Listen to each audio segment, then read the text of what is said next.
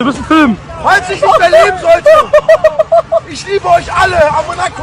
Oh mein Gott, wir werden alle sterben. Also, der Tornado zieht an uns vorbei, wie Sie sehen. Der Tornado zieht an uns vorbei. Wow, Alter.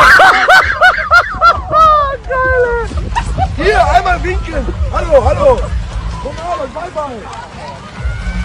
Oh, der Bullerwald ist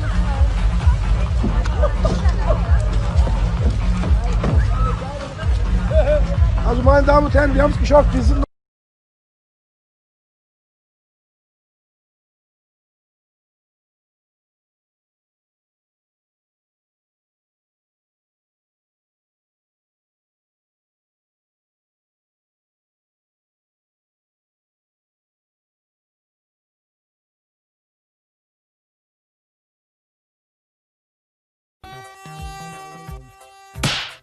Huh?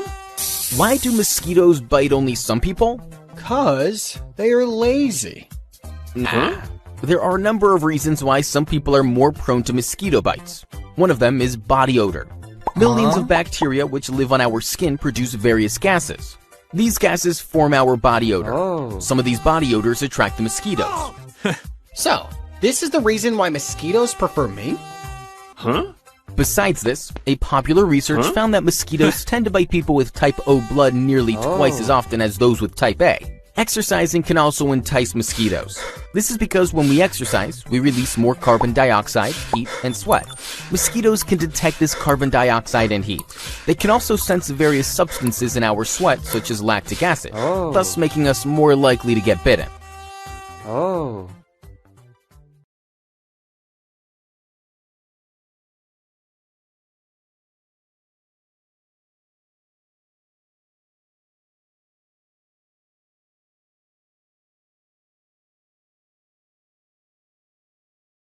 When a mature ovum is released from your ovary, ready for fertilization.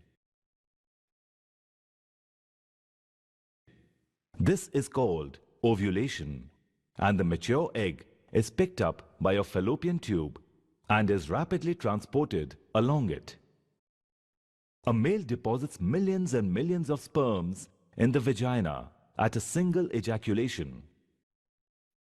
However, only a few thousands are lucky enough to enter the uterine cavity and migrate through the fallopian tube. Quite a marathon race this. Astronomers recently discovered a supermassive black hole that burps. It lies approximately 900 million light years from Earth in a galaxy called J1354. The work published in the Astrophysical Journal identifies two separate burps. One ancient burp on the verge of dissipating, and one hinting at a much more recent meal. This is the first time that astronomers identified two separate events in a single galaxy. For this discovery, Dr. Julie Comerford from the University of Colorado at Boulder and colleagues used observations from NASA's Chandra X-ray Observatory and the NASA ESA Hubble Space Telescope, as well as the W.M. Keck Observatory in Mauna Kea, Hawaii, and the Apache Point Observatory near Sunspot, New Mexico. Our food might actually go extinct. This PB&J sandwich that's in my hand might totally disappear. But before I get to that, let me explain why this random thought just popped in my mind. Yesterday, I was hungry, so I made myself a peanut butter and jelly sandwich. Then I had one of those existential crises that randomly explodes out of nowhere, and I thought, after I die, I wonder if people will have PB&J sandwiches far into the future. So I sat down, did some research, and here's what I found. This is my PB&J sandwich. Now this is what my PB&J sandwich looks like 100 years into the future. If a massive solar flare hits Earth, I will use my some shield and protect the Earth. Oh, some.